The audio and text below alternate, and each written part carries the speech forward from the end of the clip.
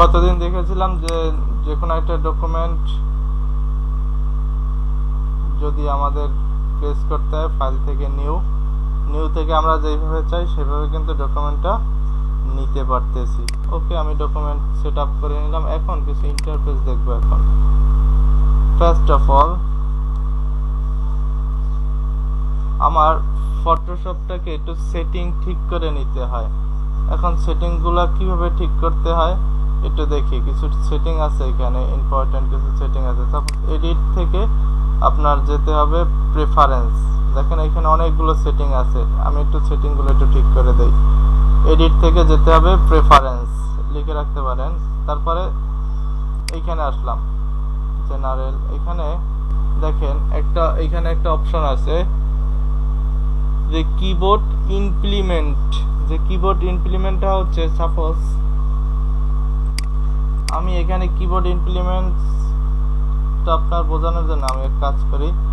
এইখান থেকে আমি একটা রাউন্ডের শেপ নিলাম, সাপোজ এইখানে রাখলাম, এবং এইখান থেকে আর একটা শেপ আমি নিলাম, এটুকু রাখলাম। দেখেন এইখানে কিবোর্ড ইমপ্লিমেন্টটা হচ্ছে যে এই একটা শেপ থেকে আর একটা শেপ আমরা কিবোর্ডের অ্যারো বাটন ক্লিক করে এইভাবে নিয়ে আসি না, আসে কিনা সরানোর জন্য, এই কাজটা করি কিনা।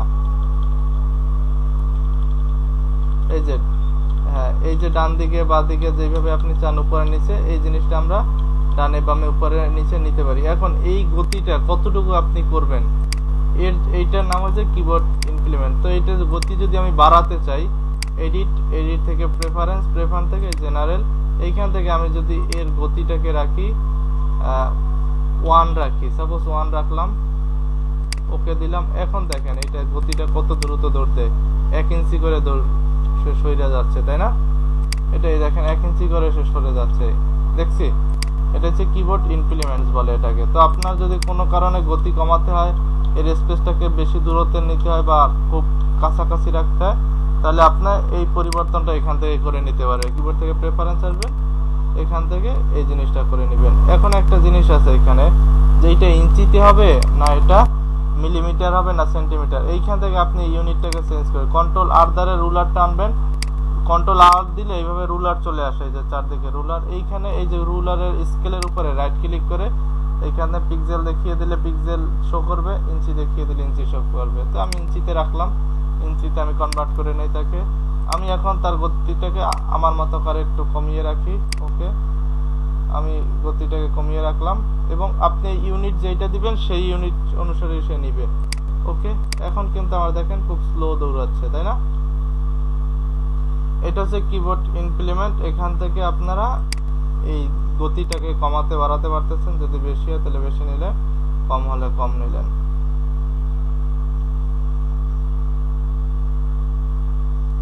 এখন আবার দেখি, এখানে অনেকগুলো সেটিং আছে, আরেক কিছু সেটিং দেখি। এখান থেকে একটা অপশন আছে সিলেকশন অ্যাঙ্কর ডিসপ্লে। এইখানে যে কাজটা করা হয়, এইখানে যখন কিবোর্ডের আমরা কাজ করব টাইপ টুল নিয়ে, তখন এইখানে কিছু পরিবর্তন দেখব। যে এর এইখানে show handle with multiple anchor point, এই জিনিসগুলো তেমন কিছু ইউজ করা হয় না, ডিফল্ট এইভাবেই থাকে। তো বাংলা রিলেটেড কিছু কাজ করার জন্য, সাপোজ বাংলা ফন্ট লিখবো বা কিছু করব, তখন কিছু ডিফারেন্ট এখানে আছে। সাপোজ এখানে শো হ্যান্ডেল মাল্টিপল অ্যাক্রো সিলেক্ট, এগুলো সিলেক্ট করে বাংলা ফন্ট লিখতে হয়। কিছু সামনে আছে, এগুলো আমরা আরো দেখবো সামনে। তো এটা বেশি ইউজ করা হয় না। তো যেগুলো বেশি ইউজ করা হয় কাজের জন্য, এই যে টাইপটা বেশি ইউজ করা হয়। তো টাইপটার এখানে অনেক কয়টা অপশন আছে, দেখি। এইখানে টাইপের সাইজ অফ লিডিং, এইখান থেকে সাইজ লিডিংটা এইখানে শো করা আছে। আপনি এখান থেকে না করে আমরা টাইপ টুল থেকে এই জিনিসগুলো দেখবো, যে লিডিং কি, ট্র্যাকিং কি, এগুলো এখান থেকে সেট আপ করার দরকার নাই। এইখান থেকে যেই জিনিসটা সেট আপ করতে হবে, এটা হচ্ছে এইখানে কিছু অপশন আছে, দেখেন। Type object selection path only, যদি পাথে আপনি টাইপ লিখতে চান তাহলে এখানে ক্লিক করে দিবেন শো এশিয়ান অপশন এবং show font name in English. এইখানে দুইটা অপশন আছে, যে শো এশিয়ান অপশনে আপনি ইংলিশটা লিখতে চাচ্ছেন নাকি আপনি ইংলিশ অপশনে। তো আপনি যদি এশিয়ান অপশনে যদি লিখতে চান কোনো ফন্ট জাতীয় কোনো কিছু, তাহলে এটা ক্লিক করে দিতে হবে আপনার। আর যদি না করতে চান তাহলে দেওয়ার দরকার নাই। তো আমরা যখন টাইপ করব, টাইপের কাজগুলো করব, তখন এই জিনিসগুলো দেখবো সামনে, তো এটার এখন দরকার নাই। তারপরে আছে কি ইউনিট। ইউনিটটা হচ্ছে যে আমি ইউনিটটা কি অবস্থায় রেখেছি, আমি ইঞ্চিতে রেখেছি তাই না, ইঞ্চিতে কিনা সেই জিনিসটা এখানে দেখিয়ে দিয়েছে। আমি যদি এটা পিক্সেলে রাখতাম তাহলে এখানে দেখাতো সে পিক্সেল। তারপরে আমি স্ট্রোকটা কিতে নেই, আমি স্ট্রোকটা পিটি মানে পয়েন্টে নেই। এই দেখেন স্ট্রোকের এখানে 1 পিটি লেখা তাই না। তারপরে টাইপ যেভাবে আমি রাখি ডিফল্ট হিসেবে, এই জিনিসগুলো এখানে শো করতেছে আমার এই ডিফল্ট টাইপগুলো কিভাবে রাখা আছে। এখানে যদি আমি ইঞ্চিতে রাখতাম তাহলে ইঞ্চিতে থাকতো, এখানে যদি আমি পিকাসে রাখতাম পিকাসে থাকতো। এই যে স্ট্রোক যে আমরা জিনিসটা নেই, এটা হচ্ছে এই যে স্ট্রোকটা আমরা নেই না, দেখেন এখানে যদি স্ট্রোক বাড়াই, এই যে কালো যে স্ট্রোক, এটাকে বলা হয় স্ট্রোক। তো এটাকে দুইটা অপশন থাকে, নিয়ে সামনে আসতেছি যে এটাকে একটাকে বলা হয় ফিল এবং বাহিরের যে কালো অপশন এটাকে বলা হয় স্ট্রোক। তো এটা ফটোশপে আমরা দেখে আসছিলাম ফিল এবং স্ট্রোক কি, তাই না, মনে আছে। তো এই সেম জিনিস এখানে এই স্ট্রোকটা যে আমি কিতে নিয়েছি, এখানে স্ট্রোক কিন্তু এই পিটিতে রাখা আছে তাই না। সেই জিনিসটা আমাকে এখান থেকে শো করতেছে যে আমার স্ট্রোক কিতে আছে। তারপরের যে অপশনটা দেখি, ইউনিট তো চলে গেল তাই না। তারপরে গাইড, এই জিনিসগুলো একটু খুব কমপ্লেক্স না, মানে বলতে পারেন এটা পড়াশোনার ব্যাপার। দেখেন গাইড, গাইড মানে কি, আমরা এইখান থেকে সাপোজ এই যে গাইডটা নিই না, এই যে দেখছেন গাইডটার কি কালার পাইলাম, একটা কালার দেখা যাচ্ছে না, দেখছি, এটাকে বলা হয় গাইড। এই যে টানা হয় এটাকে বলা হয় গাইড। দেখেন এখানে আর একটা গাইড টানলাম, সাপোজ এখানে আর একটা গাইড টানলাম, এইগুলোকে বলা হয় গাইড। তো এই গাইডগুলোর কি কালার, আমি যদি চাই গাইডগুলোকে চেঞ্জ করব, অন্য একটা কালার দিব। সাপোজ আপনি ডিজাইন করতেছেন এই একটা কালার নিয়ে, ধরেন এই কালার নিয়ে আপনি ডিজাইন করতেছেন, আপনার গাইড কালারও সেম, তখন তো আপনার ডিজাইন করতে গেলে প্রবলেম হয়ে যাবে যে গাইড কালারও যেটা আপনার ডিজাইন জিনিসটা ওইটা। তো এটাকে যদি চেঞ্জ করতে চান, প্রেফারেন্সে আসলেন, আসার পরে এই যে গ্রিড এবং গাইড, এইখান থেকে গাইডের কালার চেঞ্জ করা যায়। এই যে গাইড রেড, সাপোজ এখানে আপনার রেড আছে কিন্তু আপনি কাজও করতেছেন রেড নিয়ে, তখন কিন্তু এই জিনিসটা ধরা যায় না তাই না, যে আমার কোথায় কি রাখলাম, কি প্রবলেম হইলো, এই জিনিসটা কিন্তু প্রবলেম হয়ে যায়। তো আমরা গাইডটাকে ইচ্ছা করলে তখন চেঞ্জ করে নিতে পারি এখান থেকে, এডিট থেকে। এই যে গাইড, গাইডের এখানে কালার আছে, আমরা যেই কালারটা আমাদের দরকার সেই কালার এখানে রেখে দিলেই হয়ে গেল। তারপরে অপশন আছে যে গাইডটাকে আপনি লাইন আকারে চাচ্ছেন না ডট আকারে চাচ্ছেন। এখানে যদি ডট দেন তাহলে দেখেন এই লাইনগুলো কিন্তু ডট ডট ডট ডট দেখা যাচ্ছে তাই না, তাই কি না। তো আপনি যদি ডট আকারে চান ডট আকারে রাখতে পারবেন, আপনি যদি তাকে লাইন আকারে চান যে এখানে ডট থাকবে না, তাহলে লাইন আকারে দিয়ে দিবেন। এখন এইখানে একটা অপশন আছে যে গাইডলাইন এভরিথিং, যে 1 ইঞ্চি রাখতে চাচ্ছেন না 2 ইঞ্চি বা যেইভাবে রাখতে চান গাইডলাইন সেটা এখানে রাখতেছেন, আর বাকি এগুলো কোনো কাজে আসে না। এইখানে একটা অপশন আছে যে গাইডের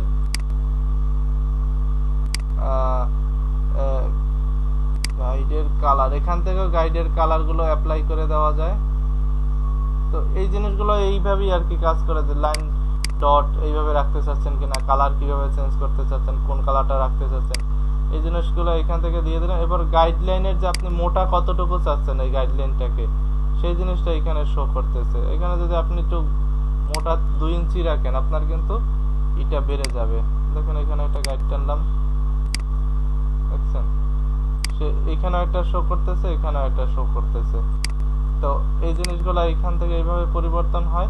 তো আপনারা যখন প্রয়োজন পড়বে তখন এটাকে চেঞ্জ করে নিতে পারবেন। তো আমি 1 ইঞ্চ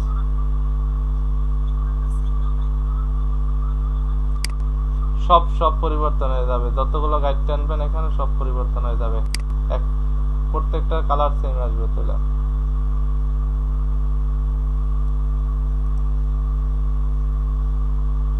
তারপরে আছে স্লাইস। স্লাইস আসলে এটা তেমন কোনো কাজে ইউজ করা হয় না। স্লাইসের কিছু কাজ আছে ডিফারেন্ট, এগুলো সামনে দেখব। ডিকশনারি এগুলাও ইউজ করা হয় না কোনো কাজে। পালস, ইউজার ইন্টারফেসটা মাঝে মধ্যে ব্যবহার করা হয়, এটা একটু ডিফিকাল্ট জিনিস। আপনি যদি আপনার ইউজার ইন্টারফেসটা কি একটু দেখাই, আমার এই যে গাইডের বাইরে একটা যে আমি এরিয়া নিলাম, এটা তো আমার শেপ এরিয়া, তাই না? শেপ না এগুলা, শেপের পরে আমার কি সাদা হয়েছে আর্টবোর্ড, তাই না? এই যে আর্টবোর্ডের পরে এই একটা যে অংশ আছে গ্রে কালারের, তাই না? আপনি যদি এই কালারটাকে চেঞ্জ করতে চান, এইখান থেকে আপনার আসতে হবে ইউজার ইন্টারফেস থেকে, আপনার এই কালারটাকে এইখান থেকে চেঞ্জ করতে পারবেন। দেখেন এইখানে ডার্কে যদি রাখেন ডার্ক হয়ে গেল, তাই না? হইলো কিনা একটু ডার্ক, খেয়াল করছেন? মিডিয়াম রাখলে মিডিয়াম হয়ে গেল, লাইট রাখলে রাইট হয়ে গেল, তাই না? দেখছেন পরিবর্তন কিভাবে হচ্ছে? তো আমরা মূলত এই অপশন দুইটা বেশি রাখি, ডার্কে রেখে কাজটা করি অথবা মিডিয়াম ডার্ক। তো মিডিয়াম ডার্কটা আমার কাছে কমফর্ট লাগে আমার কাজ করার জন্য, তার জন্য আমি মিডিয়াম ডার্কে রাখি। বুঝতে পারছি? এই যে ইউজার ইন্টারফেস থেকে এই কাজটাই করবে আপনাকে, আপনি ডার্কে রাখতে চাচ্ছেন না যে অপশনে রাখতে চাচ্ছেন সেটা করে দিবেন, তাহলে হয়ে যাবে।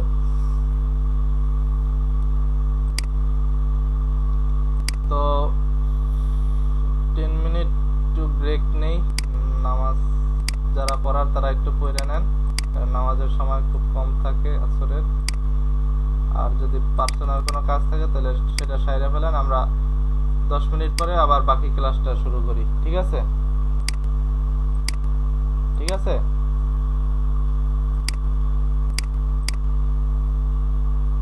হ্যালো, ওকে, ঠিক আছে তাহলে, ঠিক আছে তো 10 মিনিট পরে আবার শুরু করতেছি।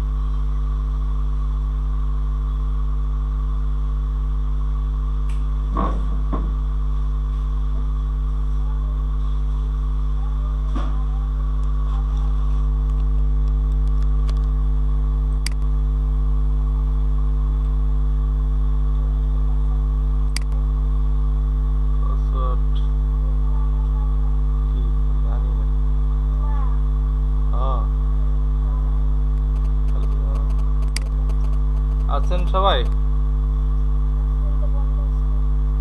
এটা পাইছে।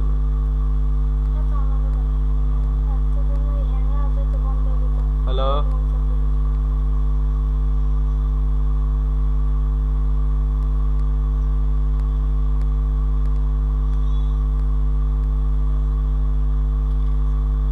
এটা হয় কিনা। জি, তাহলে বাকিটা শুরু করলাম। তো কোথায় জেনেছিলাম? এডিট থেকে প্রেফারেন্স, ইউজার ইন্টারফেসে ছিলাম। তো ফাইল হেল্ডিং এইগুলো বেশি কাজে ইউজ করা হয় না, এগুলো তেমন কোনো কাজেই লাগে না। এই জিনিসটা একটু মাঝে মধ্যে প্রয়োজন হয়, যে অ্যাপিয়ারেন্স অফ ব্ল্যাক। তো এইখানে দুইটা অপশন আছে, আপনি যদি চান রিচ ব্ল্যাকে রাখতে, এইখান থেকে দেখেন একটা আছে কি ডিসপ্লে ব্ল্যাক অ্যাকচুয়ালি, আর একটা হচ্ছে রিচ ব্ল্যাক। তো আমি এইখানে যেটা রিকমেন্ড করি যে এখানে রিচ ব্ল্যাক রাখে কাজটা করবেন না। এখানে আউটপুট এইখানে যেটা করবেন যে এটা ব্ল্যাক অ্যাকচুয়ালি যেটা সেটা রাখবেন। কারণ কি, আপনার ডিজাইন যখন করবেন তখন ক্লায়েন্ট কিন্তু এই রিচ ব্ল্যাকের কাজগুলো সে করাতে পছন্দ করে না। কারণ রিচ ব্ল্যাক থেকে কাজগুলো করলে তাহলে ডিজাইনের প্রিন্টিং এর জন্য খুব বেশি কস্টিং হয়, তার জন্য রিচ ব্ল্যাকটা রাখে না। এখান থেকে দেখেন, এখান থেকে আমি যেটা শো করে দিয়েছি যে ব্ল্যাকটা একটু কমিয়ে নিয়েছি এখান থেকে। এটা হচ্ছে রিচ ব্ল্যাক, আর একটা এইটা এবং এইটা হচ্ছে, একটু দেখি জিনিসটা, এটা হচ্ছে কম ব্ল্যাক। এখান থেকে ব্ল্যাক রাখলাম, দেখেন আমি রিচ ব্ল্যাকে রাখি নাই। এটাও কিন্তু ব্ল্যাক, কিন্তু রিচ ব্ল্যাক না। তো এই জিনিসগুলো একটু মাথায় রেখে কাজটা করতে হয়, কারণ ক্লায়েন্ট রিচ ব্ল্যাক থেকে কাজটা করতে চায় না, কারণ এতে প্রিন্টিং কস্টিংটা অনেক বেশি পড়ে। তো এখান থেকে আপনি সেই রিচ ব্ল্যাকটা এখান থেকে কমিয়ে নিতে পারেন ইচ্ছা করলে। এই যে অ্যাপিয়ারেন্স, এখান থেকে এই যে রিচ ব্ল্যাক কমাই নিলাম এখান থেকে, বুঝতে পারছি? এখান থেকে রিচ ব্ল্যাকটা নিবেন না, অন্যটা রাখবেন, তাহলে হয়ে যাবে। তো এই গেল ইন্টারফেস প্রেফারেন্সের এই জিনিসগুলো, বুঝতে পারছেন?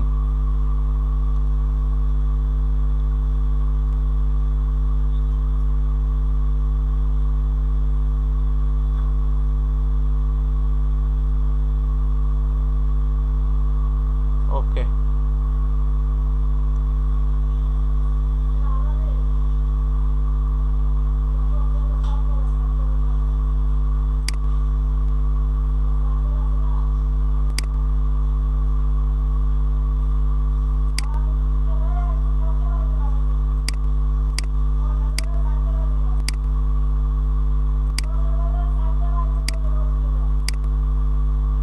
এইখানে একটা অপশন আছে ট্র্যাকিং। এই জিনিসটা একটু দেখাই দিই। ট্র্যাকিং মানে হচ্ছে আমরা কতবার আন্ডু রিডু করতে চাই সেই জিনিসটা। সাপোজ এইখানে আমি কতবার পিছনে আসতে চাই বা কতবার সামনের দিকে যাইতে চাই, এরকম কাজ করার জন্য প্রয়োজন পড়ে না আমাদের আন্ডু রিডু করার জন্য, পরে কি না যে কন্ট্রোল জেড দ্বারা আমরা পিছে যাইতে পারি, এইভাবে একবার একবার করে পিছে যাইতে পারি, তাই না? তো এইটা কতবার আপনি যাবেন বা কতবার সেটা করবেন, তো এইখান থেকে সেই অপশনটা থেকে এই যে ট্র্যাকিং থেকে এইখানে আপনি 30 দিলে 30 দিতে পারেন, 40 দিলে 40 দিতে পারেন। তো মোটামুটি 30, সর্বোচ্চ 30 রাখবেন। এর বেশি দিলে আপনার ইলাস্ট্রেটরটা কিন্তু কাজ খুব স্লো করবে এবং ক্রাশ হয়ে যাইতে পারে কাজ করার সময়, বুঝতে পারছি? তো এখানে 20 বা 30 এতটুকু রাখবেন, যে এর বাহিরের জিনিসগুলো বেশি প্রয়োজনও পড়ে না আন্ডু রিডু করার জন্য। তো এইখান থেকে সেই জিনিসটা আপনি দিয়ে দিতে পারতেছেন ট্র্যাকিং থেকে।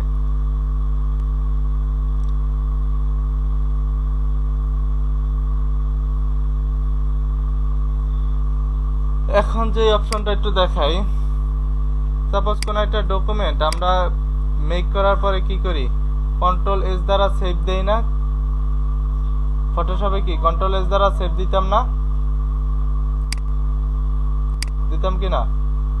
তাহলে দিলে আমরা অনেকগুলো অপশন পাইতাম। এইখানে দেখেন ইলাস্ট্রেটরে কন্ট্রোল এস দ্বারা সেভ দিলে মাত্র এখানে কয়েকটা অপশন পাওয়া যাচ্ছে, যে AI file, PDF file, SVG file, EPS file, এরকম অল্প কয়েকটা অপশন পাওয়া যায়।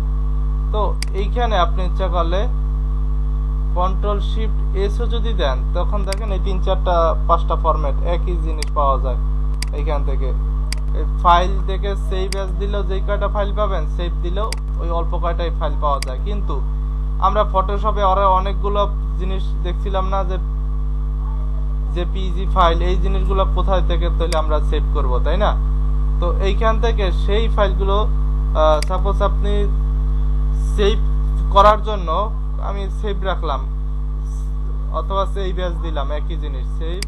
এইখান থেকে পিডিএফ করতে চাইলে এখান থেকে করতে পারবেন, ইপিএস, এসভিজি, এই ফরম্যাটগুলো করার জন্য আপনি এই ফরম্যাট থেকে সেভ করে রাখতে পারেন ইচ্ছা করলে। তো এখান থেকে আমি সেভ দিলাম। সেভ দেওয়ার পরে আমার একটা এখানে নাম সেট আপ করতে হবে, তারপরে সেভ দিলাম, তারপরে আমার লোকেশন দেখিয়ে দিতে হবে। এখন এইখানে ইম্পর্টেন্ট যে জিনিসটা আমি দেখানোর জন্য এখানে নিয়ে আসছি, এইখানে আপনি যদি নিজের কম্পিউটারে এটা রাখতে চান, আপনি নিজের কম্পিউটারে রাখলে আপনার যে ভার্সনটা আছে, সাপোজ অনেকে সিসি ভার্সনটা ইউজ করেন 2020, যেটা অনেকে CS6 ইউজ করেন, অনেকে শুধু সিসি ইউজ করেন 2017-18। তো আপনারা আপনাদের ভার্সনে সেভ করবেন, আপনাদের যখন যেটা রাখবেন আপনাদের কম্পিউটারে। বাট আপনি যদি এই জিনিসটা ক্লায়েন্টকে দিতে হয়, আপনার ক্লায়েন্টের কিন্তু আপনার এই ভার্সনটা নাও থাকতে পারে, তাই না? সাপোজ আমি কাজ করি CS6 ভার্সন থেকে, কিন্তু আপনি করেন কোনটা থেকে? সিসি ভার্সন থেকে। অথবা আমি ভার্সন করি, আপনি তাহলে আমাকে ফাইলটা যদি হ্যান্ড ওভার করতে চান, এই এআই ফাইলটা, তাহলে কিন্তু আমার কাছে এই ফাইলটা আসবে না, আর আমি আসলেও এই ফাইল ব্যবহার করতে পারবো না আপনার ফাইল, কারণ আপনার ভার্সনের সাথে আমার ভার্সনের কোনো মিল নাই। তো তখন কি করবেন? ভার্সনটা একটু লো করে দিবেন। দেখেন এখানে সিসি বা সিএস একটু লো ভার্সন যদি করে সেভ করে দেন, যদি আপনি যদি পাঠাতে চান কাউকে, আমি আবার বলে দিচ্ছি, আপনি যদি নিজের কম্পিউটারে রাখতে চান, আপনি সাপোজ কাউকে পাঠাবেন না ফাইলটা, তাহলে আপনার যেই ভার্সনটা আছে সেই ভার্সনটা আপনি সেভ করে রাখবেন। কিন্তু আপনি যদি ফাইলটা যদি কাউকে পাঠাতে চান, তাহলে ভার্সনটা একটু লো করে দিবেন, আপনার থেকে একটু লো ভার্সন করে দিবেন। তো আমি একটু লো করে এখান থেকে সেভ দিলাম, দেখেন ভার্সনটা একটু লো আকারে সেভ হয়ে গেল আমার। তো পরবর্তীতে আমি কি এই ভার্সনটাকে ইউজ করতে পারবো। বুঝতে পারছি?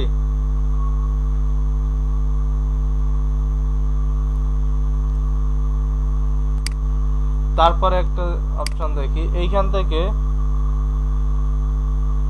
এক্সপোর্ট নামে একটা অপশন আছে, দেখেন এই যে এক্সপোর্ট, এইখানে অনেকগুলো অপশন আছে। আপনি অটোকাড এই অপশনে সেভ করতে পারতেছেন, জেপিজি ফরম্যাটে সেভ করবেন, PNG format, PhD format. PhD কি? ফটোশপেও আপনি সকালে এই ফাইলটাকে সেভ করতে পারেন। দেখেন এই ফটোশপে কিন্তু সে সেভ হয়ে যাবে, আপনি ফটোশপে নিয়ে কিন্তু এই কাজটা করতে পারবেন। এখন একটা কাজ, ফটোশপে যদি আপনার সেভ করতে হয়, ফটোশপে নিয়ে আপনি এটাকে কাজ করবেন, তাহলে আপনার কিছু জিনিস আপনার ফলো করতে হয়। ফটোশপে কিন্তু আর্টবোর্ডের বাইরে কোনো অংশ কাজ করে না, সেটা তো আমরা ক্লিয়ার হয়েছি, তাই না? যতটুকু আপনার ডকুমেন্ট নিতে হবে আর্টবোর্ডের মধ্যে রাখতে হবে। তো ইলাস্ট্রেটরে কিন্তু আর্টবোর্ডের বাইরেও যদি রাখেন, তাও ইলাস্ট্রেটরে শো করবে, তাই না?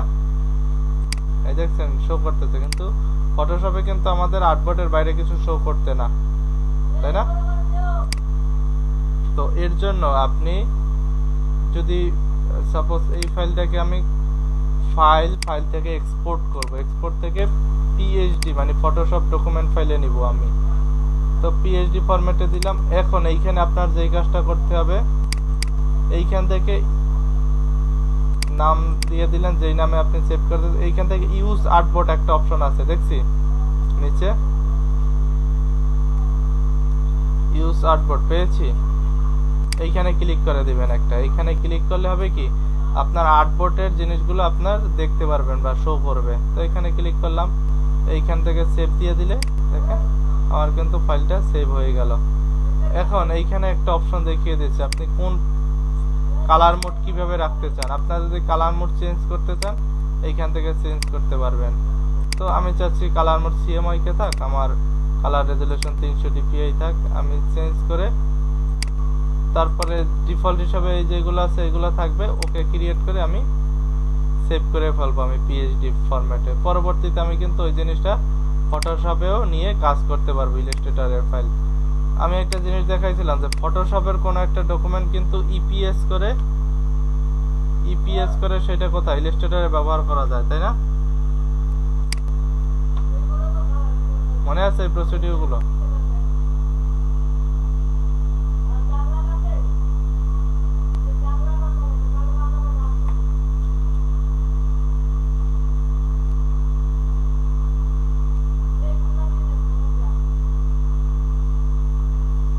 এই দেখি আসলে আজকের ক্লাসটা মাথার উপর দিয়ে যাচ্ছে নাকি আপনাদের?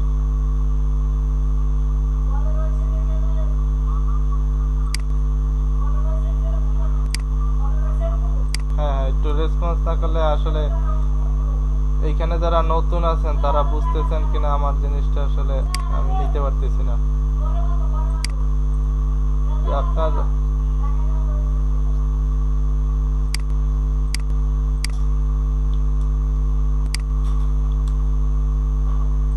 ওকে, দেখেন এই ফটোশপ আমি একটা ডকুমেন্ট নিলাম। এখন ফটোশপে যদি আমরা কোনো কাজ করতাম, সাপোজ এখান থেকে কালার চেঞ্জ করলাম, সাপোজ একটা ডকুমেন্ট নিলাম। এখন এই ডকুমেন্টটাকে যদি আমি সেভ করতে চাই তাহলে আমার একটা ফরম্যাট দেখছিলেন ফাইল থেকে সেভ অ্যাজ, ফাইল থেকে সেভ অ্যাজ, সেভ অ্যাজে আসলে এইখানে একটা অপশন ছিল ইপিএস। ইপিএস ফরম্যাটটা কই? এই যে ইপিএস ফরম্যাট, এই যে ফটোশপ ইপিএস দেখছি, এই যে ইপিএস ডট ইপিএস এরকম একটা ফরম্যাট আছে। এই ফরম্যাটটা যদি আপনি সেভ করেন, এরপরে এইখানে এইখানে 8 বিট রাখলাম টিটিএফ, ওকে। এখন ওকে দিয়ে সেভ দিলাম। তো আমার ইপিএস ফরম্যাট সেভ হয়ে গেছে। আমি যদি এটা চাই ইচ্ছা করলে ইলাস্ট্রেটরে নিয়ে আমি ব্যবহার করতে পারবো। আমার এই যে ইপিএস ফরম্যাটটা সেভ হয়ে গেছে। দেখেন এখন ফটোশপে ছিল জিনিসটা, আমি কিন্তু কই গেল ফাইলটা?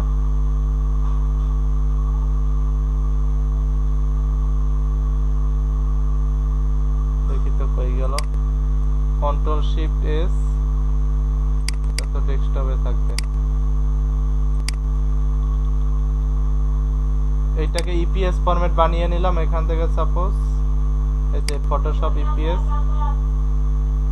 এটাকে সেভ করলাম, এটাকে 8 বিট রাখলাম, ওকে। দেখেন এটা ছিল ফটোশপে। আমি যদি এখন এটাকে ইলাস্ট্রেটরে ব্যবহার করতে চাই, আমি ইচ্ছা করলে কিন্তু এই যে ফরম্যাটটা ইপিএস এ নিয়ে আসলাম কনভার্ট করে। দেখেন ইপিএস এর নিয়েও সেই কাজটা আমি করতে পারতেছি। এই যে দেখছি, পাইলাম না? দেখেন এই আমার এই ফাইলটা ছিল, আমার এই ফাইলকে আমি ধরতে পারতেছি, যেটা ফটোশপে কাজটা করেছিলাম একটু আগে, তাই না? একটু রেসপন্স করে, নাহলে আমি তো এইটা ফটোশপে ছিল, যেটা আমি ইলাস্ট্রেটরে কনভার্ট করে আমি আমার মতো করে কাজগুলো করতে পেরেছি। ঠিক তেমনি কোনো একটা ডকুমেন্ট বা কাজ আপনি যদি ইলাস্ট্রেটরে করে ফেলেন, সেটা কনভার্ট করে ফটোশপে নেওয়া যায়। তো এইটা কিভাবে করব? সাপোজ এই কাজটা করেছি আমি ইলাস্ট্রেটরে, এখন চাচ্ছি ফটোশপে এটা কনভার্ট করে নেব। তো ফাইল থেকে যেতে হবে আপনার এক্সপোর্ট। এক্সপোর্ট থেকে এখানে একটা অপশন আছে পিএসডি, ওকে, পিএসডি তে রাখলাম। এখন এইটাকে একটা ডকুমেন্ট দেখিয়ে দিলাম কোনখানে রাখতে যাচ্ছি। এইখানে এই জিনিসটা আপনার ক্লিক করে রাখতে হবে, ইউজ আর্টবোর্ড, এইখানে ক্লিক করে দিতে হবে ইউজ আর্টবোর্ড। তারপরে আমার সেভ দিতে হবে। দেখি সেভ দিলাম। এইখান থেকে আমি কালার সিএমওয়াই কে রাখলাম আর 300 ডিপিআই কালার মোড রাখলাম, ওকে। দেখেন এই জিনিসটা সেম জিনিস ইলাস্ট্রেটরে আমি কাজ করেছি, বাট এইটা কিন্তু আমি এখন এই ফটোশপে কনভার্ট হয়ে গেছে আমার। দেখছি হয়েছে কিনা? এই যে হলো। বাট এই জিনিসটা একটু দেখেন, এটা কিন্তু একটা জিনিস হয়ে গেছে, এটা কিন্তু শেপগুলোকে ধরা যাচ্ছে না, তাই না? দেখছি আপনি কিন্তু শেপকে কনভার্ট করতে পারতেছেন না এখন। বাট এই সমস্যা থেকে যদি আপনি উত্তরণ মানে বাঁচতে চান, তাহলে আপনাকে একটা কাজ করতে হবে, আপনার লেয়ার নিয়ে কাজ করতে হবে। কারণ ফটোশপ কিভাবে কাজ করে? লেয়ার ওয়াইজ কাজ করে না, লেয়ার বেসিক কাজ করে। তো আপনাকে কিন্তু সেই জিনিসটা এখানে করতে হবে। সাপোজ এখানে একটা রাখলাম, এটা ডিলিট দিলাম, এখানে এটা ডিলিট দিলাম। এখন দেখেন এইখান থেকে একটা অপশন আছে নিউ লেয়ার, তাই না? এই যে ক্রিয়েট নিউ লেয়ার, ফটোশপের মতো। এইখান থেকে লেয়ার নিলাম, এইখান থেকে আরেকটা ডকুমেন্ট করলাম, সাপোজ এই ডকুমেন্ট এইভাবে কাজ করলাম।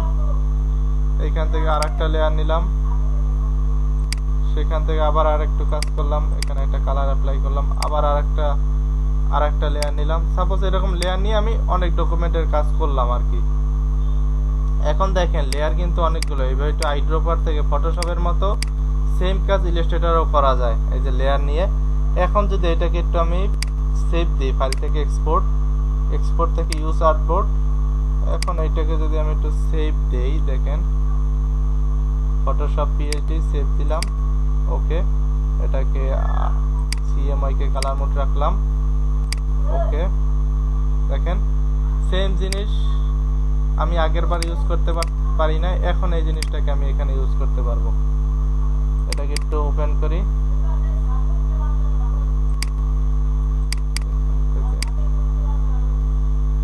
বলো আসলো কেন, প্রবলেম কি করলো?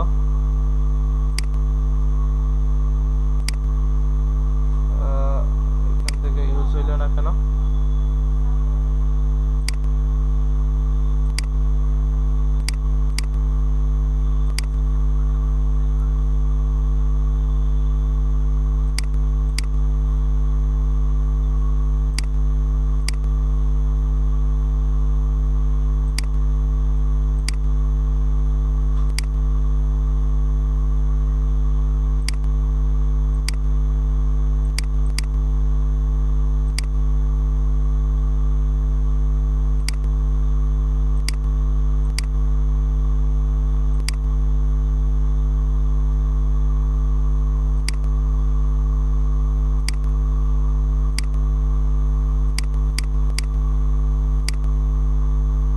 যাই হোক, এটা কি প্রবলেম করলো বুঝতেছি না, পরে দেখি।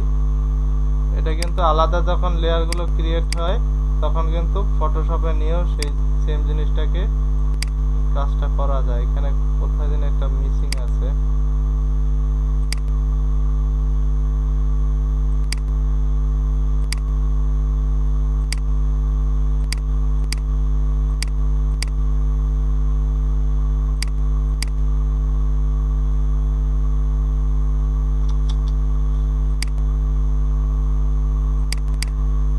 যাই হোক সামনের দিকে আগে জিনিসটা, পরে যখন আমরা এই রিলেটেড কাজগুলো করব তখন জিনিসটা সলভ করে দেবো। না এখন সামনের দিকে আগাই।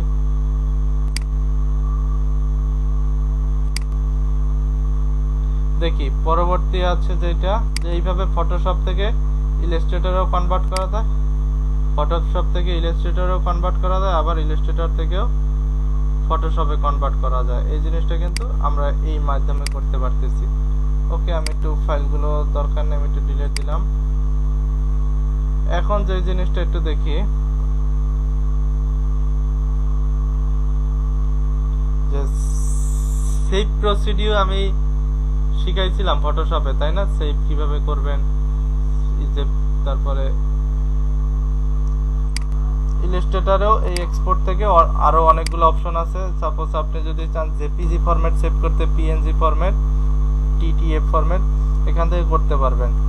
তো জেপিজি ফরম্যাট একটু জিনিস আছে, সাপোজ আর্টবোর্ডের মধ্যে যদি কোনো ডকুমেন্ট নিয়ে কাজ করেন, আপনি আর্টবোর্ডের মধ্যে আছে আর একটু আর্টবোর্ডের বাইরে সাপোজ চলে আসলো।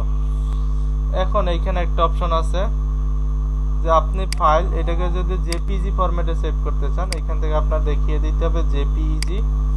এইখানে একটা অপশন আছে ইউজ আর্টবোর্ড, তাই না? আপনি যদি আর্টবোর্ড দেখিয়ে না দেন আপনার কিন্তু সব জিনিস সেভ করবে। দেখি এখানে কিন্তু এটাকে আর্টবোর্ডে আমি দিলাম না, জেপিজি ফরম্যাট সেভ করি, ডেস্কটপে রাখলাম, সেভ। দেখেন সে আর্টবোর্ডের সব বাহিরেও জিনিসগুলো কিন্তু সেভ করে ফেলছে। একটু দেখি, এই দেখেন সব জিনিস কিন্তু সে সেভ করে ফেলছে, যতদূর পেয়েছে নিয়েছে ততদূর।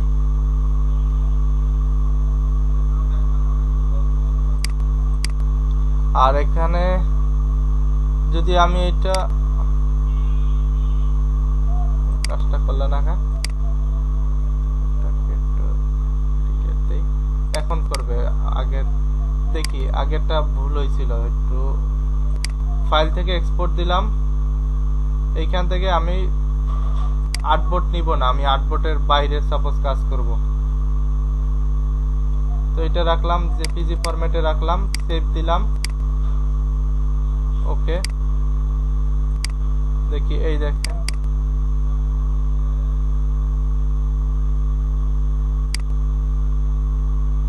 কাজ করতেছে কেন। আর্টবোর্ডের বাইরের জিনিসগুলো তো আর্টবোর্ডের বাইরের জিনিসও শো করতো। এখন কি করলো, ফাইল এক্সপোর্ট ইউজ আর্টবোর্ড যখন ক্লিক করব,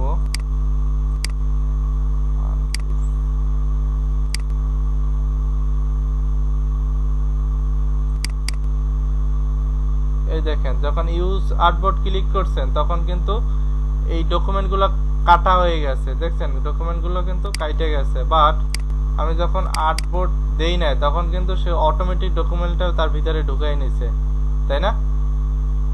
দেখছেন এই নিচের ডকুমেন্ট কিন্তু আমার ছিল না, এই নিচেরটা দেখছেন কাটা হয়ে গেছে, এই যে স্টকটা কিন্তু আসে না নিচেরটায়, দেখছি আর্টবোর্ডের বাইরের জিনিস কিন্তু সে নিয়ে আসছে। বাট যখন ইউজ আর্টবোর্ড দিয়েছি তখন দেখেন আর্টবোর্ডের মধ্যের অংশটুকু সে কেটে নিয়ে আসছে তার মধ্যে।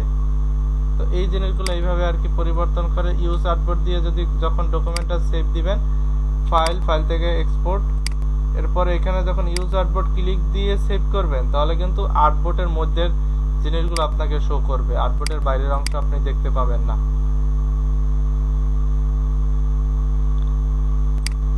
আগাবো সামনের দিকে না আজকে এই পর্যন্ত থাকবে? জি,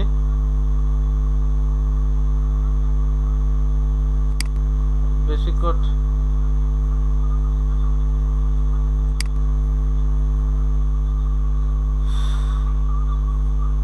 এরা তো বেশিরভাগ আছে না, আপনারা নিউ যারা তাদের একটু প্রবলেম হয়ে যাচ্ছে মনে হচ্ছে।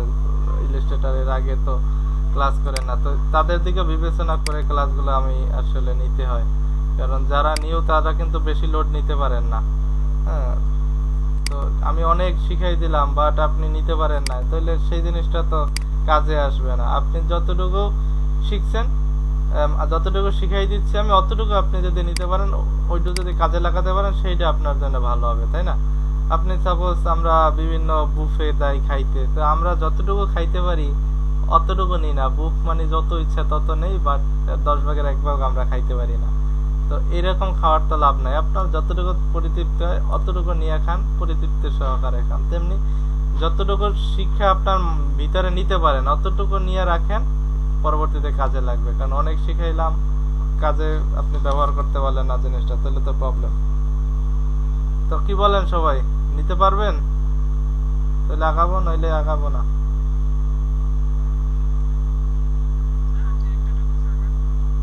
দুই একটা আগাবো, ওকে। আর দুই একটা কমেন্ট শুনি, আগাবো। ওকে, অনেকেই কমেন্ট করতেছে, আগাইতে বলতেছে। ঠিক আছে, তাহলে আর একটু সামনের দিকে আগাই। জিনিসগুলা আবার ভিডিওটা কিন্তু দেখতে হবে আপনাদের, ভিডিওটা কি করে আবার দেখেন, তাহলে আবার ক্লিয়ার হয়ে যাবেন। তো আরেকটু জিনিস দেখাই।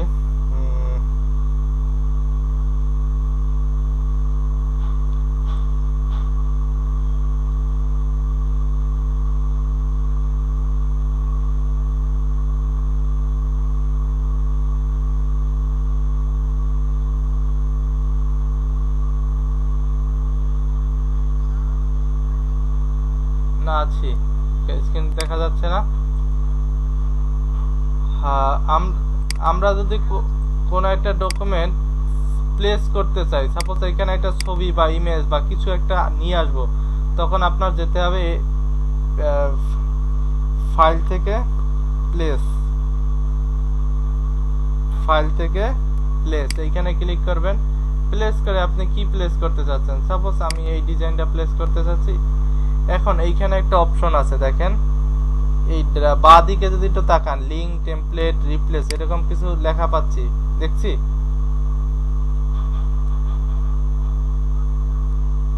আমার প্রতিটা কথাই, প্রতিটা জিনিসই কিন্তু ইম্পর্টেন্ট, আপনাকে কিন্তু সিরিয়াসলি জিনিসগুলো নিতে হবে। এই ছোট্ট ছোট্ট ইলাস্ট্রেটরে কিন্তু ছোট ছোট অনেক জিনিস আছে যেগুলো আপনার মাথায় না থাকলে কিন্তু আপনি প্রবলেমে পড়ে যাবেন পরবর্তীতে কাজ করতে গেলে। দেখেন এইখানে ছোট্ট করে লিংকের উপর একটা ক্লিক করা আছে, তাই না? এই লিংকে যদি ক্লিক করা থাকে, সাপোজ এইটাকে প্লেস করলাম, এখন ওইখানে লিংকও প্রেস করা আছে, কিন্তু এই ডকুমেন্টটা যদি আপনি ক্লায়েন্টকে দেন, সে কিন্তু এই ছবিটা ইউজ করতে পারবে না। বুঝতে পারছি? এই ডকুমেন্টটা যদি আপনি ক্লায়েন্টকে দেন, সে কিন্তু এই ছবিটা ইউজ করতে পারবে না, যেহেতু লিংকের উপরে ক্লিক করা ছিল। বাট আমি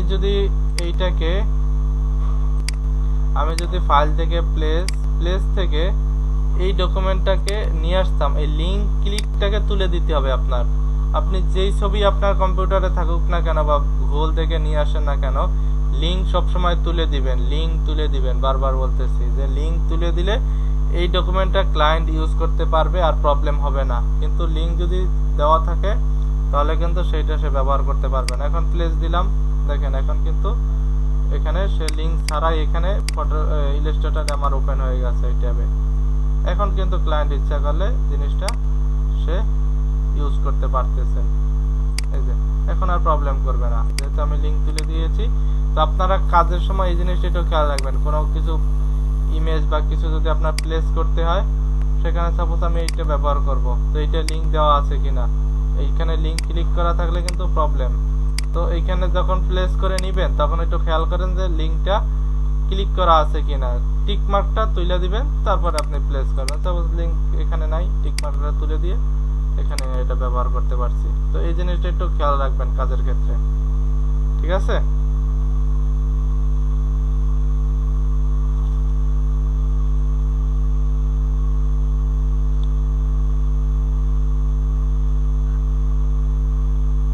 হ্যাঁ,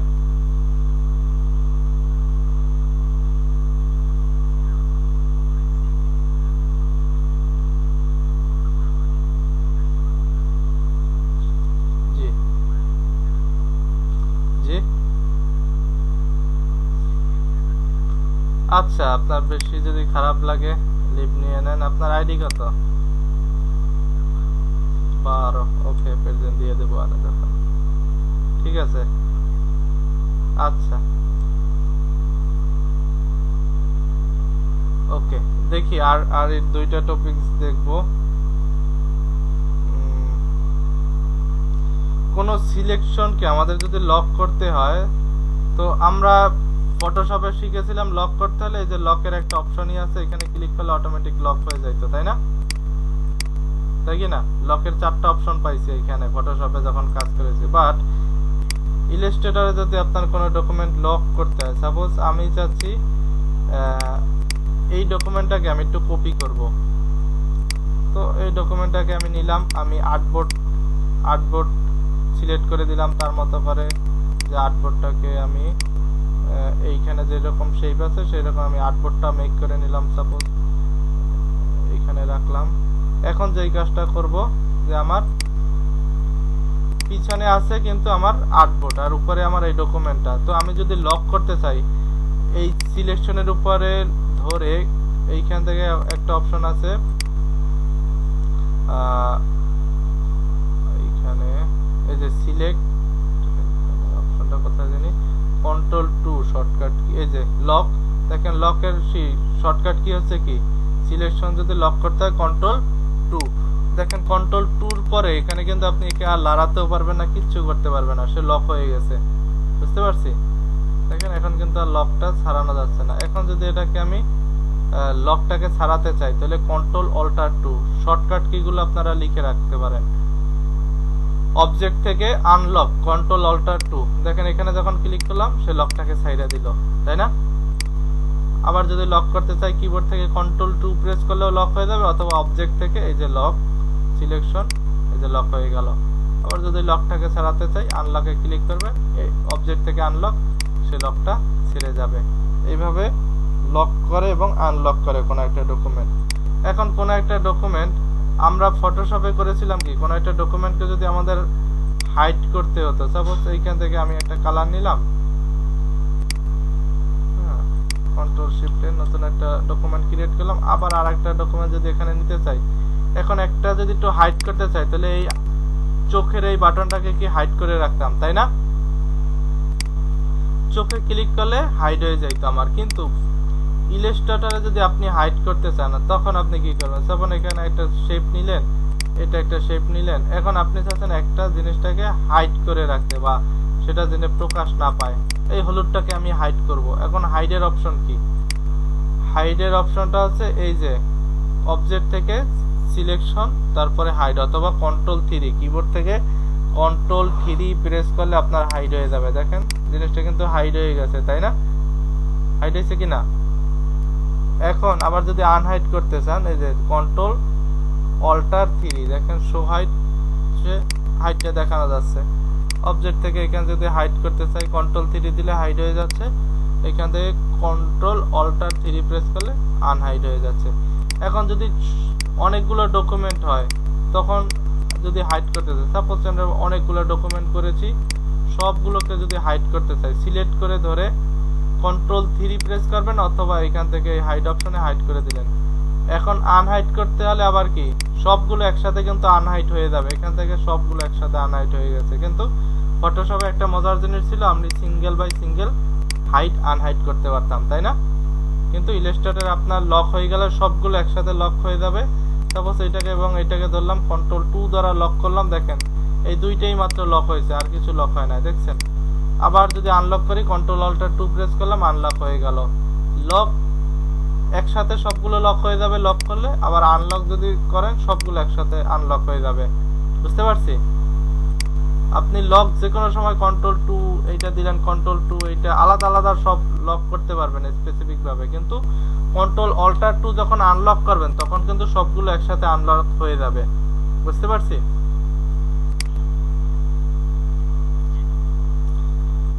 জি, এই ছিল আজকের ক্লাস, আর সামনের দিকে বেশি আগাবো না। তো যতটুকু বুঝাইলাম এতটুকু প্রবলেম আছে কারণ?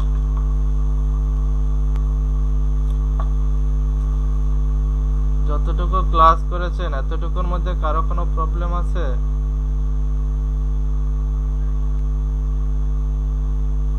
আচ্ছা আচ্ছা, তাহলে বাসায় প্রত্যেকে সফটওয়্যার ইনস্টল দিয়েছেন প্রত্যেকে?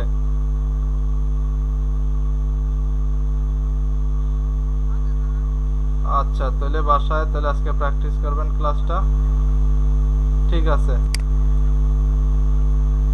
প্রেজেন্টটা দিয়ে দেই। আজকের যারা আছেন এখানে 6 আছেন, 6 আছেন, 7 আছেন, 7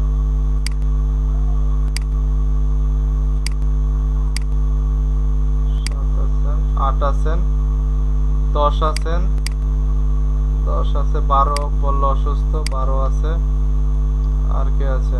17 আছে, আর আছে 21 আছেন, 22 আছেন,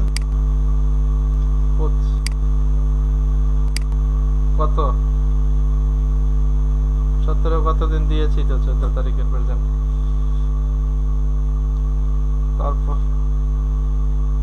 তারপরে আছে কে? 33 34 25 দিয়েছি তো, 33 34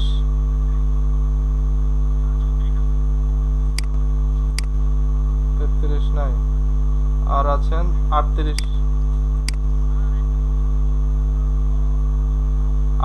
আছেন, এই তো। আর 11 আজকের আসছেন, 21 দিয়েছি। ওকে, ঠিক আছে, তাহলে আজকের এই পর্যন্তই। আর যতটুকু ক্লাস হইলো, আর ফাইল কিন্তু অনেকেই দেন নাই, রেজিস্ট্রেশন 4-5 জনে করছেন এখানে। আপনারা যদি মনে করেন ক্লাস করবেন তাহলে দিয়েন, আর যদি মনে করেন করব না,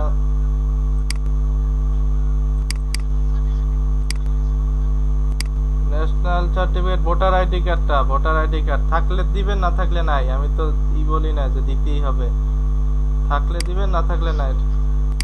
ক্লাস তো আজকে শুরু করতে চাইছিলাম, কিন্তু আজকের এই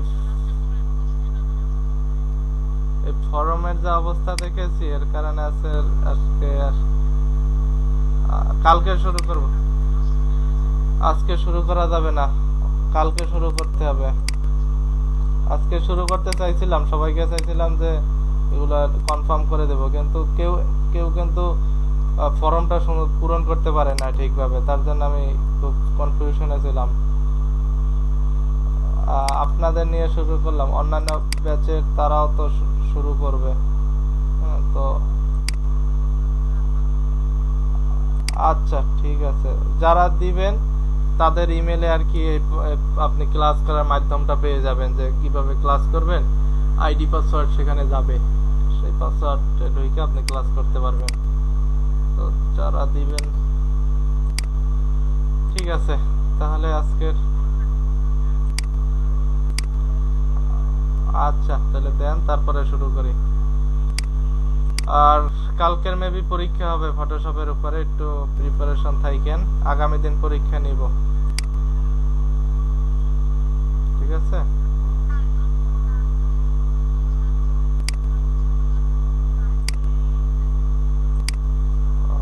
আচ্ছা তাহলে কালকে পরীক্ষার প্রিপারেশন নিয়েন। সিম্পল প্রশ্ন হবে, ভাইভা হবে, তো আহামরি কঠিন হবে না।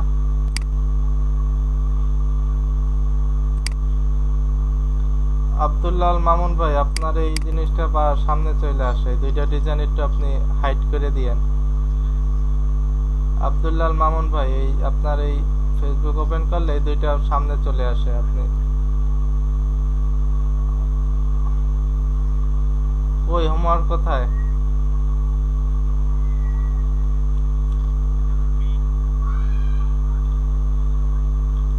আমি বুকমার্ক করে রাখেছি, এটা তো আমি কন্ট্রোল করতেছি না।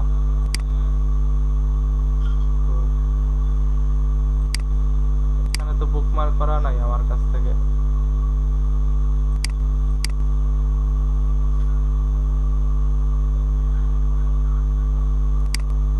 এরকম আসতেছে।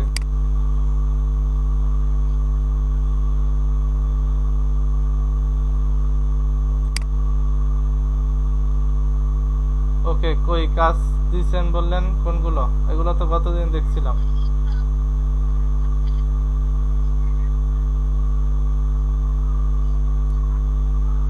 বুঝে নাই? হ্যাঁ হ্যাঁ,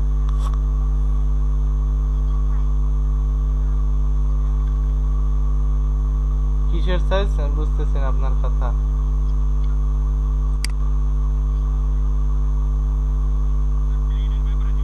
ব্লিড না, ব্লিড নাই, ব্যানারে কোনো ব্লিড নাই, কিন্তু আপনার একটা গাইড টেনে কাজগুলো করতে হয়, যে গাইড টেনে করবেন, কিন্তু ব্লিড নাই, স্পেসিফিক ভাবে কোনো সাইজও নাই ব্যানারের জন্য, কোনো ব্লিডও নাই, এইভাবে কোনো আপনার গাইড টেনে কাজগুলো করতে হবে। এই তো, হ্যাঁ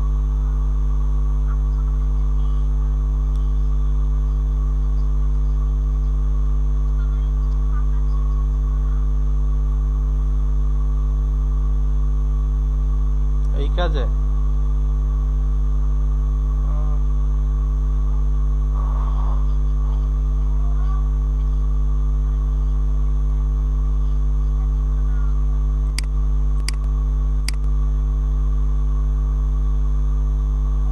এখানে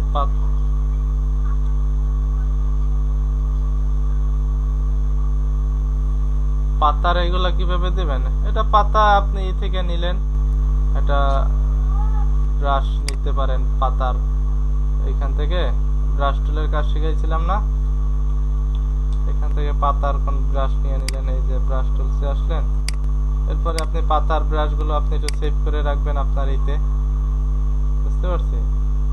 তো সাপোজ এইখানে আমার এই একটা পাতা আছে, এইটাকে যদি আমি এখন ইউজ করতে চাই, এখন একটু কালার অ্যাপ্লাই করে দিলাম, দেখেন এখন কিন্তু আমি পাতাটাকে ইউজ করতে পারতেছি। এই যে, তো আমার পাতা চাচ্ছি একটা পাতা রাখতে, তো একটা অপশন শিখাইছিলাম, এখান থেকে ব্রাশ টুলসে এসে ব্রাশ, তো একটা পাতা আপনি দিয়ে দিলেন, তখন যেইভাবে এই যে এখান থেকে ওয়ান, এটা তো না,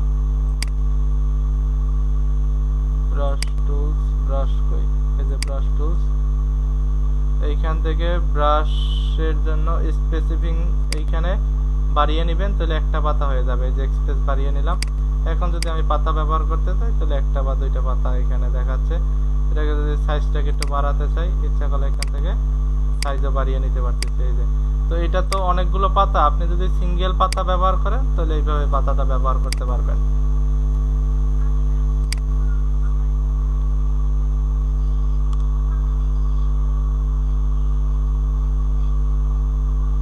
এইটা এই যে লোগোর নিচে,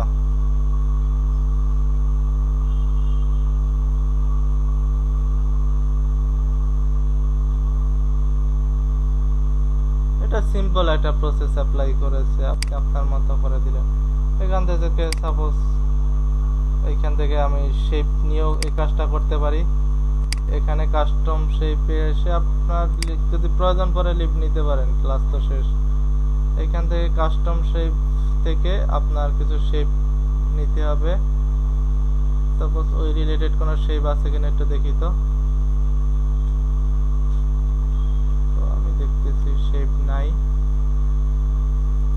এই যে শেপ পাইছি, এই শেপটা ওকে। এটাকে একটু আমি ড্র্যাগ করে এখানে বসিয়ে দিলাম। এটা সাপোজ একটা কালার দিয়ে দিলাম, ওই রিলেটেড কোনো কালার।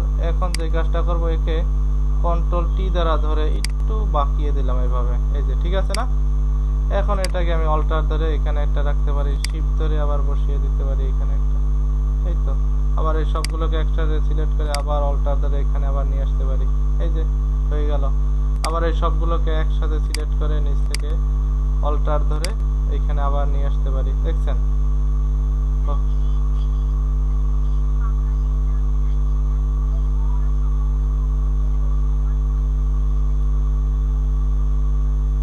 স্পেস এইগুলোকে ধরলেন, ধরে এই থেকে এই পর্যন্ত সবগুলোর স্পেস ঠিক আছে কিনা এইখান থেকে আমি স্পেসগুলো নিয়ে নিতে পারি।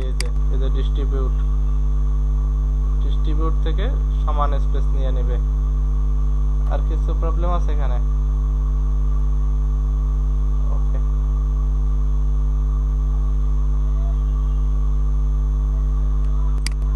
আর কোনো প্রবলেম আছে কোনো বিষয় কারোর? রুকসানা ম্যাডাম, কালকের আইসেন, কালকের এক্সাম হবে।